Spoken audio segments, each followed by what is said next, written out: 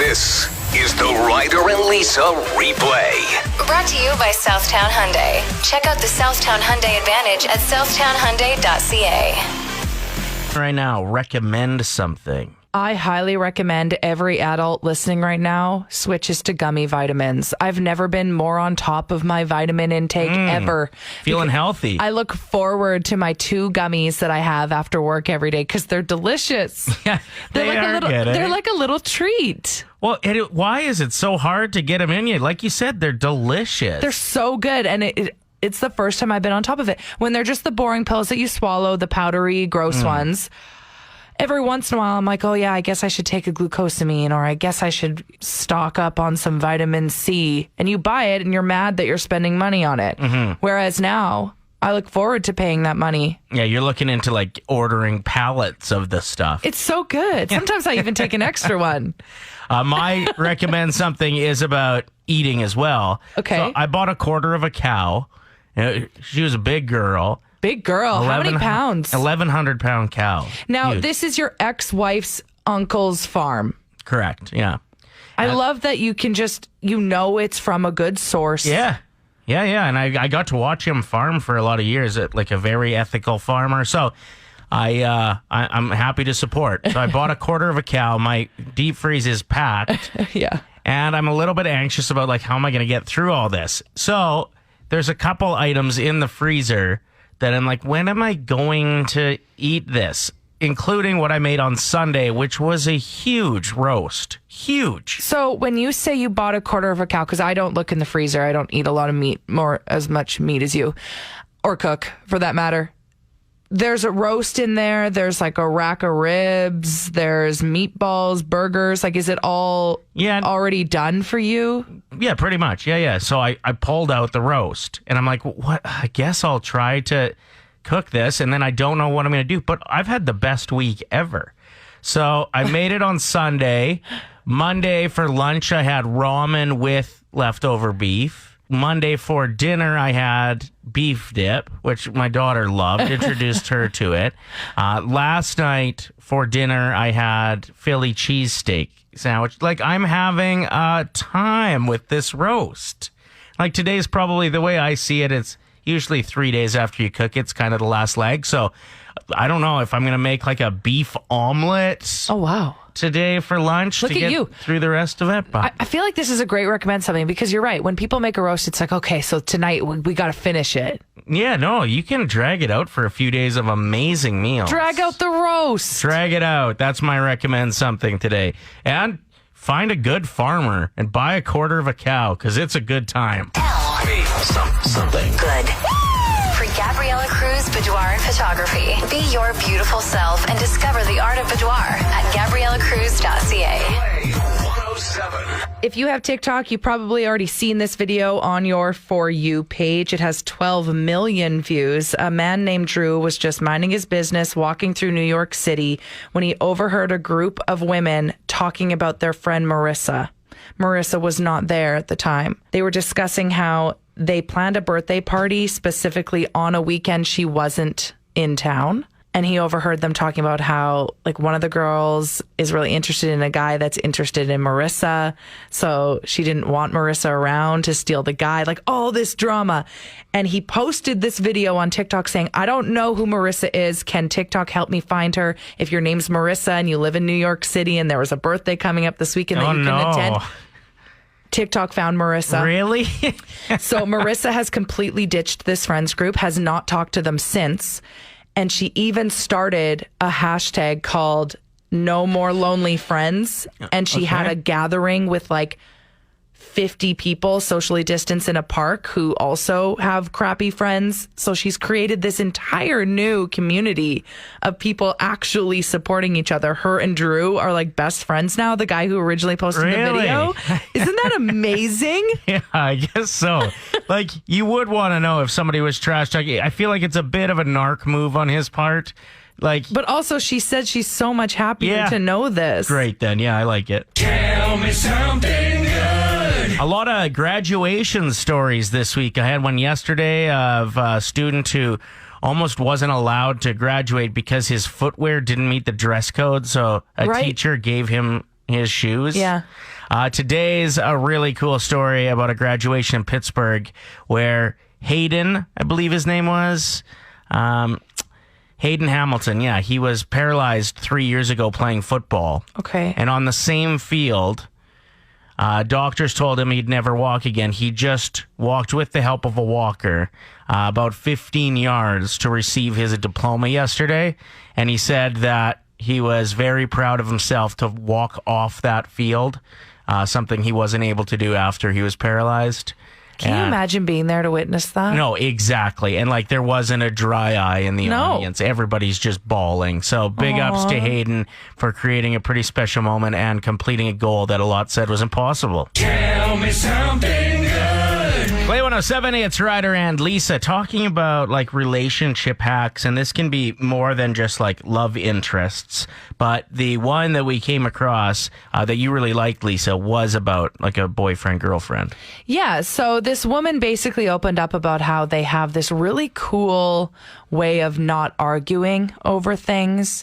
Let's say they disagree on what show they should watch that night. She really wants to watch Schitt's Creek. He really wants to watch MASH. I couldn't think of anything. Is MASH still on TV? Wow, who grabs MASH when thinking about a TV show? Throwback. So on the count of 3, both of them on a scale of 1 to 10 say a number of how important it is to them. In that moment. To watch that show. Whoever's number is higher they get to watch their show. No arguments. Okay. I think I have a hole with this, and I want to show you what it is. That a reason this wouldn't work if you have somebody who's like a little bit selfish in a relationship. So let's say I really want to hear Michael Jackson next. Okay, and let's say I really want to hear the MASH theme song next. Just kidding. Aqua.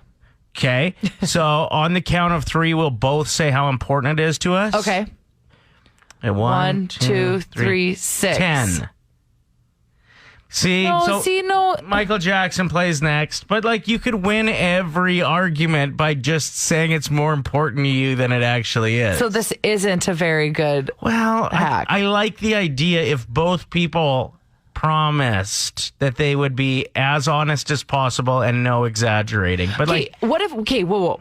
What if instead the question was, let's go out for dinner tonight, and the other one's like, So all right, on a scale of 1 to 10, how important? Like, okay, let's say how much do you want to do it? Yeah, I really want to go out for dinner. And I'm like on the fence. 1, 2, 3, 4. 10. Okay, yeah, maybe this isn't the best rule. 780-784-7107. I could see it working. I'm just the devil's advocate here. Okay, so what is your little hack? And it could be with your friends group when you go on vacation. Is there like an unwritten rule? Is this something that you do with your family when you're with them? I have one with my family where like it was getting so heated every time we'd get together and politics came up because there's just a really wide spectrum of opinions in my family. There's like really left-leaning thoughts, and then there's like really conservative right-leaning thoughts. That's all mixed up in like my immediate family. So it was getting to a point where like my brothers and I were just on edge all the time because we were the peacemakers.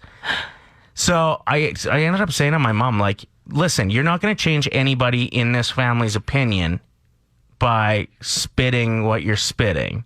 And I said the same thing to my like niece and nephew, who aren't like 4, they're they're adults. Let's just not talk politics as a family.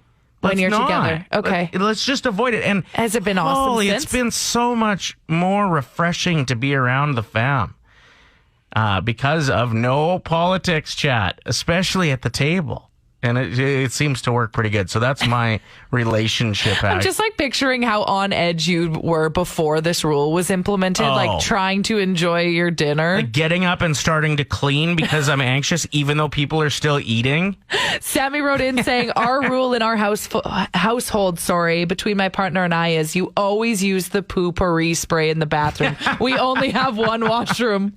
Yeah, that's a good one. That's so good. This text says, when it comes to fights, have the memory of a goldfish. For the good stuff, the memory of an elephant. I remember hearing a quote, and it was something like, if you're wrong, admit it. If you're right, shut up.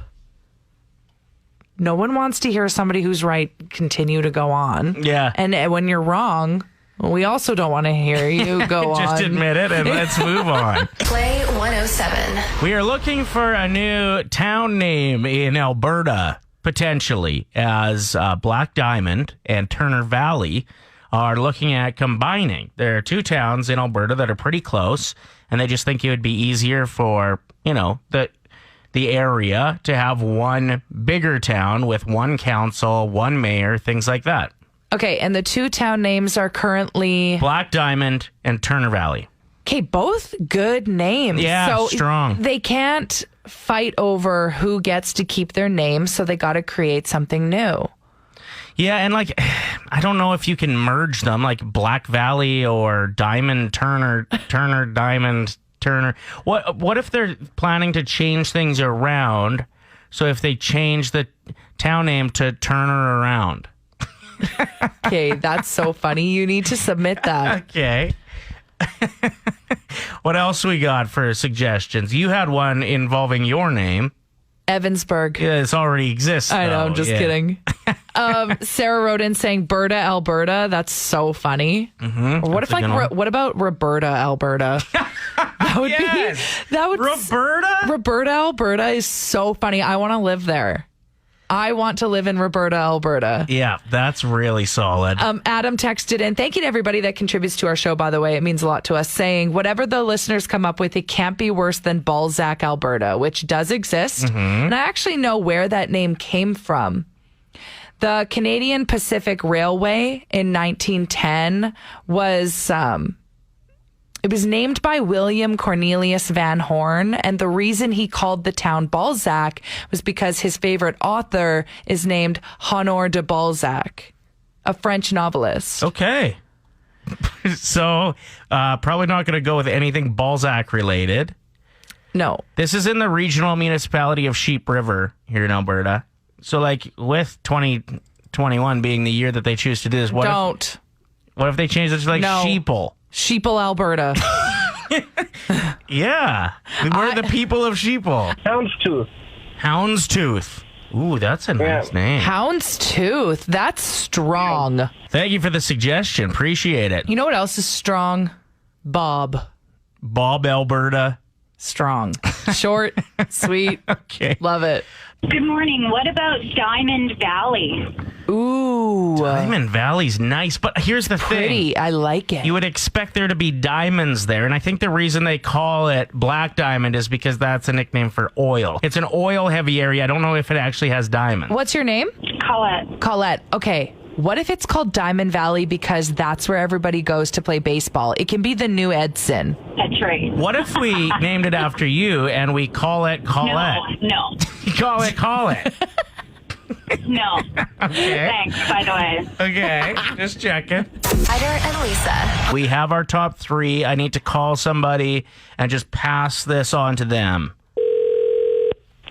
Black Diamond, so Pretty good, thanks. You?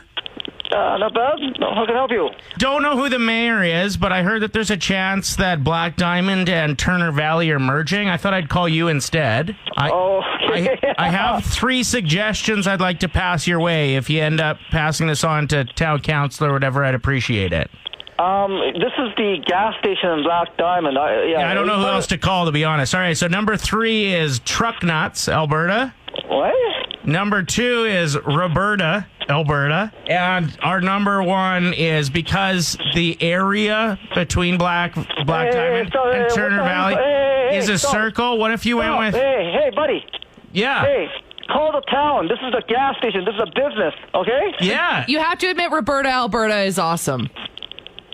Okay, I got one more suggestion for you. So the area is round that I'm looking at right now that would have a new name. So what if you called it, based on Turner Valley being a part of it, Turner Round? Turn around? All right, well, nice chatting. You're an idiot, man. Came across a picture that I thought was pretty funny and actually brought me back to a time that I regret thoroughly. So this picture was a bride being walked to the altar by her parents with her husband to be awaiting. Beautiful. It was a really beautiful picture. But on the right of the picture, you can see a couple that was obviously late arriving to the wedding, hadn't found their seats, and realized that it was like too late to get to them. So they're just standing there so awkwardly. So they're in this beautiful shot. Yeah, in a place that's nowhere near the seats. And like, I guess if the bride and groom wanted to, they would be able to crop it with these people out of it. But it was left in the picture I saw. And it's just such a stark reminder of why it's important to show up on time to wedding. There's nothing worse than being late for something important. No. It's mortifying. You, me, Grant, and a couple other people. Yeah, so he used to do the show with us. He's on the morning show on Cruise FM now. Yeah, there was a group of us that got in an Uber. We thought that we were making good time. There was a wedding out in the country. We were lost. Uber got lost. Showed up and we ran across like this little entranceway where the bride was standing waiting to walk out, and she yelled at us. Yeah. She's like, "Thanks for showing up," right before she walked out. And like, oh my gosh, she was so awful. Embarrassing. So I bet there's pictures of us like. No, we hid in the bushes, remember? And then I was like sweating so much from the wedding from sprinting in there. So we're asking you if you've ever been late for something. And like, I want to know why. At 780-784-7107, because sometimes that's funny. This text says, I was late for my nephew's baptism, so I was running to the church. I tripped and broke my ankle. Oh. I still hobbled in and watched from the back of the church while going through the worst pain in my life.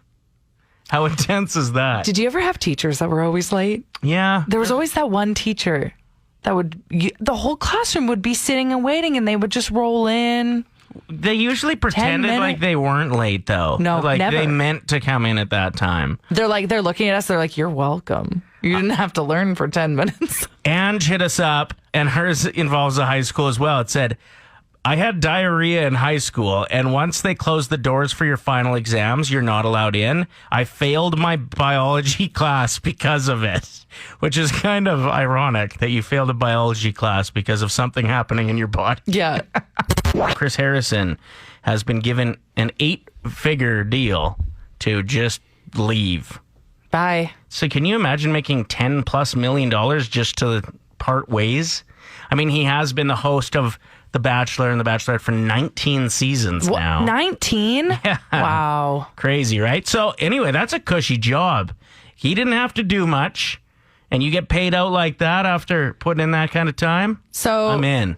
You're in. Yeah, I want to audition. Let's hear it. Let's pretend that you are, what? Is this before the rose ceremony? No, the only time he'd really say anything was this.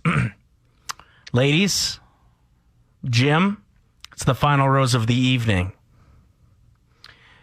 If you don't receive a rose, please take a moment and say your goodbyes. That's it. That's all he did. $10 million. 10 just to leave. If I ever get canned from this job, they're not going to give me 10 million. They're just going to say, please take a moment and say your goodbyes. Bye. We are joined by Mike from Trickstar. You guys are putting on the Together Again outdoor concert series. Tell us about it. Together Again is a celebration of coming out of the pandemic. So it's been 15 long months. You know, it's time to get everyone back together again. So we developed this concert series with the pandemic in mind, and we wanted to create a physically distant, safe venue. So what we've done is we got an agreement with the city of Edmonton to take over the Edmonton Exhibition Lands racetrack infield. So what we're doing is this 350,000 square feet of space, and we're bringing in tables. We've got 1,200 tables, and they're going to be 2 meters apart from each other. So it's going to be a hybrid of an outdoor patio meets the Jubilee Auditorium. Did you say 1,200 tables? 1,200 tables, yes. Whoa, awesome. We cleared out every Costco across the nation. Honestly, I love that. That's insane. Yeah. What we also did was we're looking at every element of the festival experience. And, you know, where's the biggest lineup when you come to a festival? What's your guess? Drinks. Drinks. So guess what? We've eliminated the bar. So people will be able to scan a barcode on their table, take their phone out, scan the barcode, do the drink order, the food order, even the merchandise order. 5 minutes later, everything comes to your table. So every seat could be classified as VIP. Correct. It's a VIP experience for everybody, from the $59 ticket to the $129 ticket. So. Okay, and that'll just depend on how close you want to be to the stage. Correct. Really awesome stuff. And there's a plethora of artists coming and a bunch of different nights to suit different music tastes. Tell us what you're most hyped about. Oh, there's so many great nights. You know, we're starting off with Five Alarm Funk, the Jerry Cans, you know, Serena Ryder and the Royal Alberta Advantage are going to be really amazing. And, you know, the classics like Blue Rodeo and Alan Doyle and Our Lady Peace with I Mother Earth. I love Danko Jones. They probably put on one of the best live shows in the country. You got a country night if you like Dean Brody, the Roadhammers, Jess Moskaloop, Dan Davidson. So, you know, there's something for everybody, but we're not done yet. We're going to be adding more dates with more artists throughout the month of June. So where can people grab their tickets? They're available at togetheragain.yeg.ca, and tickets go on sale on Friday, June 11th at 10 a.m. I do have to give you a warning. I've seen Danko Jones in concert a couple times, and you'll have to let the neighbors know, because he is very loud. He's a lion. He's a monster on stage. One of the sweetest guys you'll ever meet off the stage. Totally different person. So. Yeah, he's super energetic. I really like that you landed Whale on the Wolf, too. Nice to see some local boys start to make some serious noise. Yep. Yeah, we've got some fantastic local talent, and it's great to develop them on these big stages. And you got Stephanie Harp experience, you got Noella Charles, like Shayla Miller. Like, there's some fantastic local acts that we can't wait to show Edmonton what they're all about. Yeah. So again, the tickets are on sale this Friday, but we actually have a pre-sale code for tomorrow morning at 10 a.m. if you just use the word play. So we highly recommend all of our listeners check that out. We will see you there from a safe distance. Thank you very much for your guys' support. We really appreciate it, and we can't wait to bring everyone together again. Well, and I want to give you a shout out, because not only are you getting musicians back where they belong on stage, but it's been a hell of a year and a half for all the behind the scenes people, the lighting guys, the sound guys, set up, tear down people. Like, just amazing to get as many of them back to work as possible. So congratulations and big ups to you guys. Yep. Oh, thank you. Yeah, we're bringing 500 people back to work this August. And, awesome. You know, every one of those people are like family. So it's quite incredible to feel that and be a part of that. And we're also donating $2 from every ticket to charity. This festival was born around the idea of second chances, the second chance to gather again. And we're sending that money to Hope Mission and also Boyle Street. And as they, you know, cater to Edmonton's most vulnerable population, you know, it gives us a chance to give back and give them a second chance. Mike, thanks so much for your time, man. Awesome. Thank you very much. Ryder and Lisa. Brought to you by Southtown Hyundai. Play